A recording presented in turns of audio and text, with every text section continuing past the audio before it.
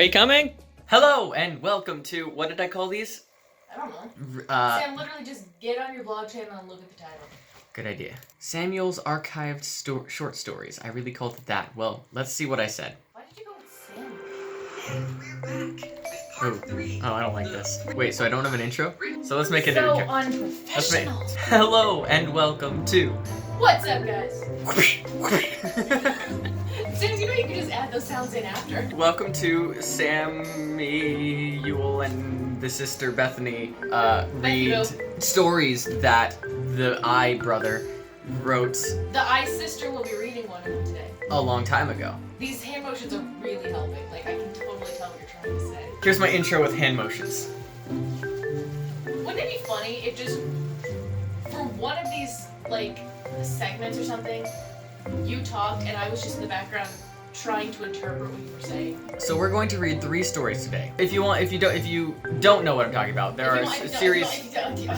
Oh, is it this side? Oh, did I get it right this time? No. There's a series of videos that you can go watch previously of me reading stories that I wrote a long time ago. So today we're gonna look at the files that I have of past writings, and then they'll go up as separate videos of us reading these old stories and reacting to them. I have, let's see, journal entry number 287, The Land of Ping.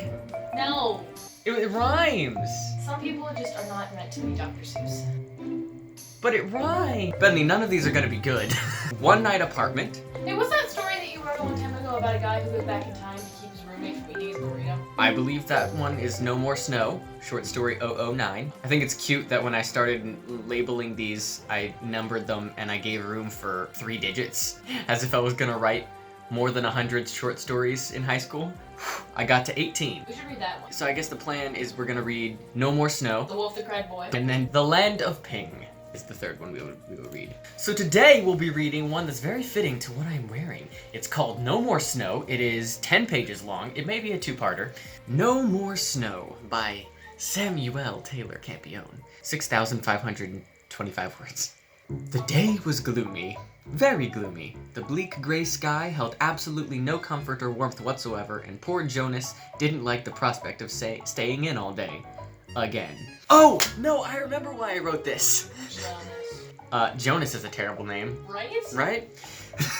Why I wrote the story was, it was that week in February when I had like 4 different events that I was really excited to do, planned for that week, and it snowed. And like all 4 of them got canceled, boom, boom, boom. Wow. One after the other because of this snow. And I was like, it's not even enough snow to have fun in.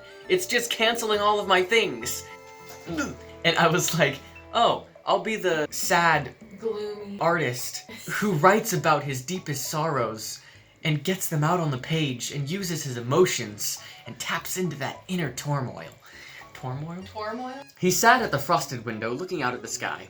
That was all he could see because the snow had piled up and was blocking half his view.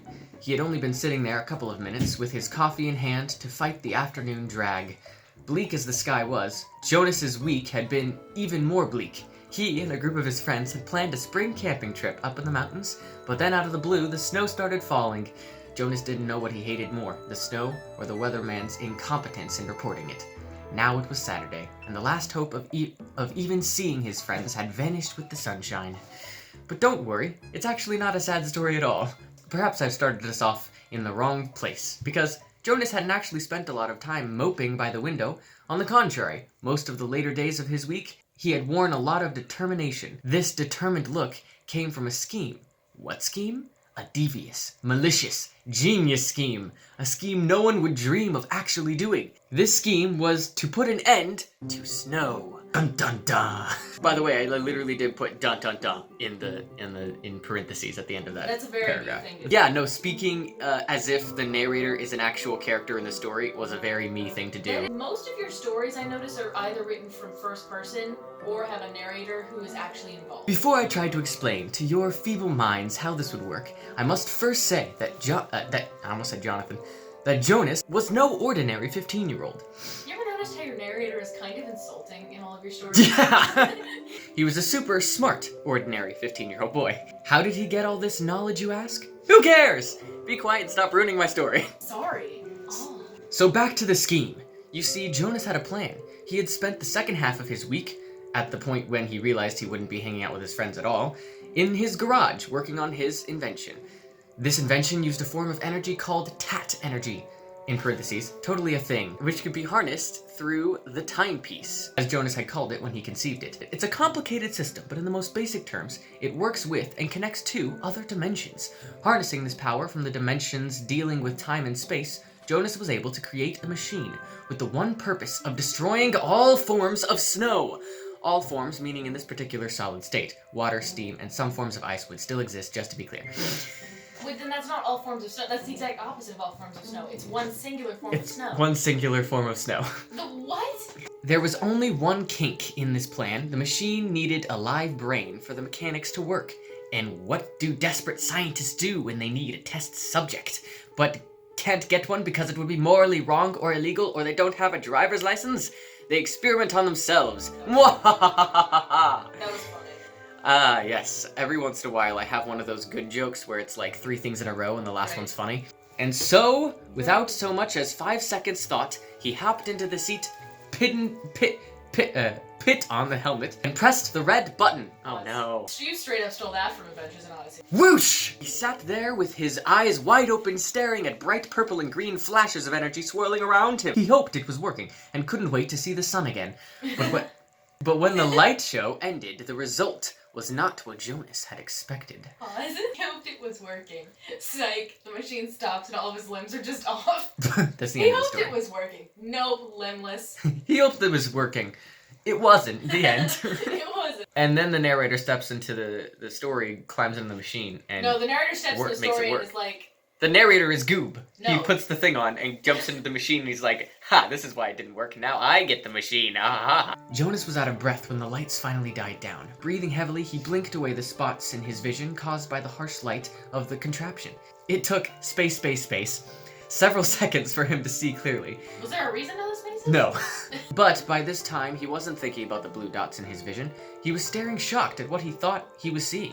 He quickly lost his breath again when he finally realized what he was seeing wasn't just from his vision loss. With weak arms and wobbly legs, he unstrapped himself from the chair and stood up. This was not what he was expecting at all. No, he didn't see any more snow, but he didn't see his garage anymore either. Pause. Yeah. Why did you think going back in time would stop the existence of snow? No, I think what he's about to say is, I didn't realize this was a time machine. Oh. He looked around at his surroundings. Green, everywhere. It was hard to find anything that wasn't green among the huge trees, full bushes, and soft, tall grass. The only other color visible was where he stood, with a little blue from the sky peeking through the tops of the trees. He could imagine the brown on the trunks of the trees, but he couldn't see any because each one was completely covered in branches and moss. The stark contrast in humidity and temperature between this and his dry, cold garage was huge, but it smelled much more fresh. After another long moment to view his surroundings, he finally stopped to analyze what he did wrong. With the groan of realization, his mistake. I forgot to carry the 2! He glanced back at the chair connected to the machine. Then where am I? He asked himself. After a moment's thought, he concluded that the timepiece had been harnessed wrong due to the failure in his calculation. Stupid math. And that he had instead, and quite accidentally, created a time machine. Dun dun dun! I've also noticed that you use the word quite a bit. I really like the word You quite. like the word quite. He turned around, suddenly feeling the risk he was now in by staying wherever the machine had transported him, when he heard a sound that chilled his blood.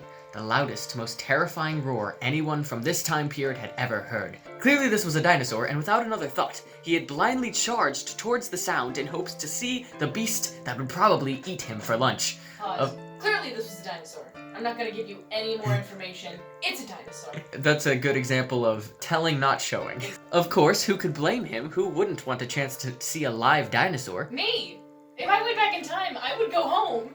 Fortunately for our story, he did find the dinosaur. Unfortunately for our story, he was also eaten by it, and no one ever figured out what happened to him. Just kidding! Ha! Got you for a second there, didn't I? I actually just needed something to write to keep things interesting because what actually happened next is quite boring.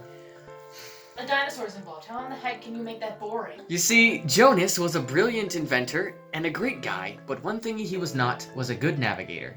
It wasn't even 5 minutes before Jonas was completely and utterly lost in the thick jungle. 5 minutes to get lost and 10 hours to find his way back, and he never even found the dinosaur. What a pity. Though he did hear what he thought was smaller dinosaurs throughout the day. Can we establish that he's been wandering around in the jungle in a time period He's never existed for 10 hours. When Jonas eventually found his way back to his time machine, it was already getting late and the dark jungle only darker with the coming of night.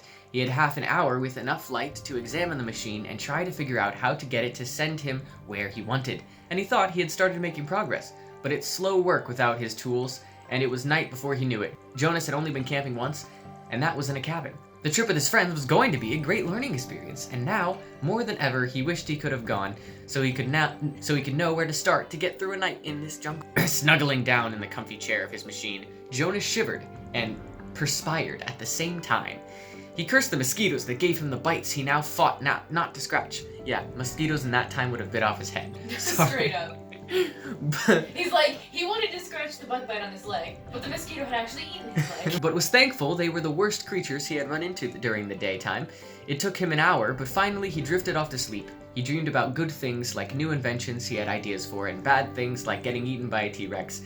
Like what would have happened if you had found him? Jonas, however, didn't get to finish his dreams and didn't have time to remember them when he was awoken.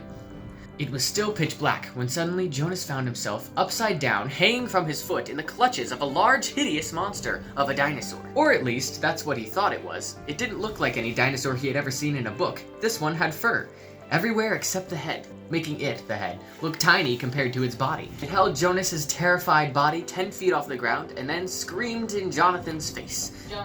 Jonas's face. Did you say Jonathan or did you write that? I think I said Jonathan. You just really don't like I that. don't know. I don't know why. I don't like like Jonas. I want to change it to Jonathan. Well, now that I remember Can we change it? correctly- Hey. Find and replace. For a little while. Jonas. Jonathan. Replace all. Jonas's name is now Jonathan. It was more of a scream than a roar, but there are really no words to describe the freakish sound that was created by this monster lung. As if Jonathan wasn't sweating enough, he was now drenched from head to toe, but shaking enough to create a human shower from where he hung. With a heave that obviously took no effort at all, the dino flung Jonathan into the trees. We may never know why the dino did this. Maybe it was a part of a hunting ritual, or maybe he was simply playing with his food. In any event, Jonathan didn't care one bit. All he cared about was getting out of there and not having to look into the dark, cold, dreadful eyes of the monster again. The dinosaur had picked Jonathan up on one side of the machine and thrown him to the other, so Jonathan found himself running, or limping rather, straight towards the beast as the beast slowly took big steps toward him, narrowly missing the chair as the giant thumps echoed from his footfalls. Oh, I see. You're trying to create this time limit. I was trying to create a reason for him to hastily go to a time period without knowing which one it was. 'Cause he's a smart kid, he'd figure out how to go home. He can't go home, so... Got it. Because of its size and power, something could be said about the slow speed at which the dino moved. Jonathan was in pain from hitting the tree, but since the soft branches and moss cushioned his impact, he was able to maneuver through the dino's legs and onto the seat. You know With- those soft branches they had back in Them soft prehistoric branches. times? Them soft Them branches. fluffy branches they had back in prehistoric. Something about the description of fluffy branches. Fluffy branches. Those fluffy branches. My new single, Fluffy Branches. Band name, Fluffy Branches. I would for sure look up a band name, Fluffy Branches. He was able to maneuver through the dino's legs and onto the seat. With no time to think, Jonathan plugged in and slammed the red button. I say button with such force. The red button. And the light show was back, sending him to who knows where next. He only hoped it would be safer than the monkey demon dino monster thing that he was leaving behind. I, for sure in my head, was picturing the exact monster from Temple Run. Oh, With the, like, straight up. demon mask on it, and Dude. just, like, picking him up and be like, ah. I'm not even kidding. When you said monkey dino demon monster, I thought of that Yeah. creature, but I couldn't remember where it was. The lights died down as he arrived in his new location. He heard the noise even before he got his sight back. He had forgotten to close his eyes. It was purple. It was purple? It was people. Lots of people. All speaking, or rather arguing, as one man. He heard the clinging and clanking of silverware on glass plates and brass bowls on a wood tabletop. Then his eyes cleared, and it confirmed what he'd heard. A huge table with about 50 guests, Jonathan estimated, was loaded with the biggest feast he'd ever seen. Although the noise of the silverware had primarily come from a smaller table that somehow held more food than the first. Around this table were 20 or so children who were enjoying their time eating, completely oblivious to the large argument being held by the adults I'm just at the gonna main make a table. guess. I'm just gonna make a guess real fast. Whenever anybody like us, who's like a complete noob, like a really young noob writer, writes about time travel, they always use the 3 staples, which is dinosaurs, medieval times, and the Wild West. And the Wild West, which is The exactly Wild West. where this story is headed. Like, just those 3 time periods little with intro- the occasional Eastern ninja realm. Everyone was so wrapped up in the argument, no one noticed Jonathan, and Jonathan couldn't get anything out of listening, so he turned his attention to the rest of the room. It didn't take him long to realize he was in a castle of sorts, and just by the look of the decor, he concluded it was some medieval time period. He thought it was really. He thought it was a bit cliche for the time machine to send him here, but then again, it was a large time period. What's worse? That's true. What's worse? Writing the cliche or acknowledging owning that it's a cliche. and still writing it? I mean, I gave it a reason. It was a large time period. Was it though? It was what we think of as medieval times, like the image that conjures in our head is a more specific time within medieval times. Right, but like that general era. It was a pretty long time period. The torches on the walls and the huge chandelier lit the room with a yellowish glow. That, along with the mass of people, caused the warmth in the air, although it was significantly less muggy than the jungle. Jonathan was suddenly startled out of his thoughts by a middle-aged man with a thick grayish beard at the other end of the table who had finally noticed the strange visitor in an odd chair and funny clothes. Wait, so the time machine just appeared in the middle of the banquet table? I think the time machine is just a chair. In the middle of the banquet table? Yeah, no, at the other end of the banquet table. Oh, okay. You are so gonna get stabbed. Ready for the voices? Oh boy. Wait, did you have these voices like picked out when you wrote the No. story? Like, I It's should a read some king, a characters. king. Hey, Mm. I should read some characters. Yeah, come here. Who art thou? The noble-looking man said. Suddenly, all eyes were on Jonathan, and Jonathan was stuck with absolutely nothing to say, so what came out was, Cease your babbling and give an answer for yourself. demanded one of the other men, only slightly less noble-looking, or at least he looked less noble to Jonathan, mainly because his scraggly beard was way less impressive as compared to that of the first man. Jonathan wished he could grow either kind of beard. All he had was one tiny chin hair, a rather pathetic little chin hair. Collecting his wits, Jonathan cleared his throat and stated in a loud voice, I am Sir Arthur Smith. Arthur?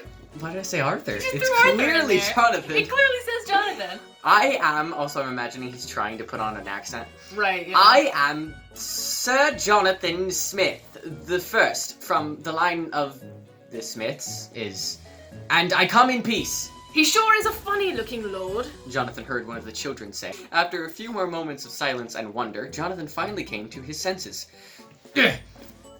I wish to speak with your king, he stated as confidently as he could. The men at the table looked around at each other for a moment, We have no king, said one of the noblemen. but you may speak with me in my chamber if you shall but explain yourself. I shall, Jonathan replied. With that, the man led the two of them through a set of large doors and down a hall to another chamber. Jonathan was relieved to finally get out from all those stares of curiosity. He could hear the argument starting up again in the main chamber. They just go back to arguing. They had come from. That sounds much more Viking, honestly. Although it sounded like they were talking about Jonathan now. Jonathan found himself in presumably the nobleman's bedroom. This chamber was smaller and not all of the torches were lit. The nobleman closed the door and started to pace with an intense look in his gaze. He was a tall man with short brown hair that was slightly graying and a full beard to go with it. His manner was authoritative and he looked like a man who was not only in charge but also knew just how much power that gave him. He seemed to be in thought, but what caught Jonathan's attention the most was the large sword around his waist. It was around his right thigh, which meant he was left-handed. This may seem like a pointless detail, but Jonathan was good at pointless details. Okay? I feel like that's just the narrator not wanting to admit he's good at pointless Yeah. details. However, unfortunately, yeah, you really don't need unfortunately and however in the same beginning of the sentence. Unfortunately. Unfortunately. Unfortunately, that sometimes caused him to forget the big picture and lose focus of what he was doing in the first place. So, while Jonathan was focused on how big the sword was, the nobleman pulled up 2 chairs and, not even waiting for Jonathan to sit down, asked, Where have you come from and why are you here? Jonathan was scared now. He finally saw the big picture for what it was. He was in an enclosed room with a man twice as big as himself who carried a large sword. Enclosed I is know. spelled with an E. I know. You don't have to change it, I'm just saying. And currently wore a scowl on his face. So, bringing his breathing back to a normal state and choosing his words carefully, he answered the only thing he could think of.